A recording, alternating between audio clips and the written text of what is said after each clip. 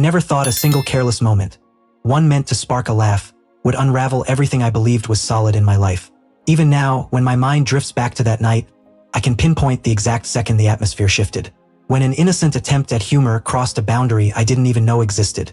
People love to claim that weddings expose truth. I used to think that was sentimental nonsense until the evening I made a joke at Rowan's expense in front of a crowded room and watched him slip off his ring as though it carried the weight of every year we had spent together. The unraveling didn't start with the joke. It began hours earlier, long before anything went wrong, when everything appeared flawless on the surface. Warm lights shimmered through the reception hall, music floated softly in the background, and everyone seemed wrapped in that dreamy, glowing joy weddings tend to create. I stood among distant family members with a drink in hand, smiling, nodding, laughing at stories that weren't funny, but felt that way in the moment's haze. Rowan moved through the room like he always did. A quiet confidence, a gentle steadiness, a presence that grounded you without effort. He wasn't loud, never tried to command attention. He existed with a calm that felt dependable. And he was the last person who deserved to be mocked. Andrew, his lifelong friend, his best man, had been gathering clusters of guests for toasts, teasing Rowan, stirring up light-hearted banter the entire night. Somewhere between the clinking glasses and shared memories, he nudged me toward the microphone. "Say something," he urged with a grin. I hadn't planned a speech. Public moments shake me, and weddings stir emotions I can't always manage eloquently. But I agreed anyway. Maybe it was the wine, maybe the atmosphere, maybe some reckless impulse trying to join the energy. I took the microphone and felt dozens of eyes settle on me. Someone lowered the music. Conversations faded. My pulse hammered in my neck. I swore to myself I'd keep it simple. A small anecdote, a sweet sentiment, nothing that could sting. But then I saw Andrew elbow Rowan, saw the room laughing at some shared memory, and a pressure bloomed in me to deliver something equally striking, something funny, something bold. And before my conscience had time to catch up, I opened my mouth. I said one line, one careless, cutting sentence about Rowan's size. I still don't know why. The room erupted into laughter. Genuine laughter. Loud, unfiltered, effortless. For a split second, I felt triumphant, like I had added to the celebration. But Rowan didn't laugh. He smiled, technically, but it wasn't a smile that belonged to him. It was small, tight, controlled, the expression of someone trying not to crumble in front of a crowd.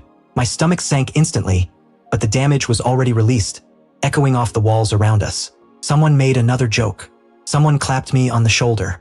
People drifted back to dancing, to their drinks, to the party's distractions. But Rowan didn't come near me again. Every time I moved to approach him, someone intercepted with another comment, another laugh about my great line. And with each passing moment, I could feel something slipping from my grasp.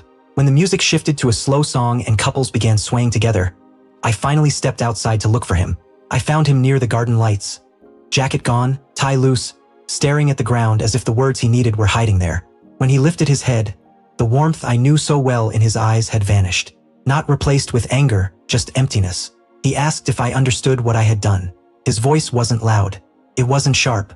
It was calm, quiet, almost tender, which somehow hurt even more. I tried to explain it was a joke, that I'd been caught up in the moment, that hurting him had never crossed my mind. He nodded, but it was the polite kind, the kind given when someone is done listening. He asked why the one person he trusted most had turned him into a punchline. Why, when I had the spotlight, I chose to wound rather than uplift.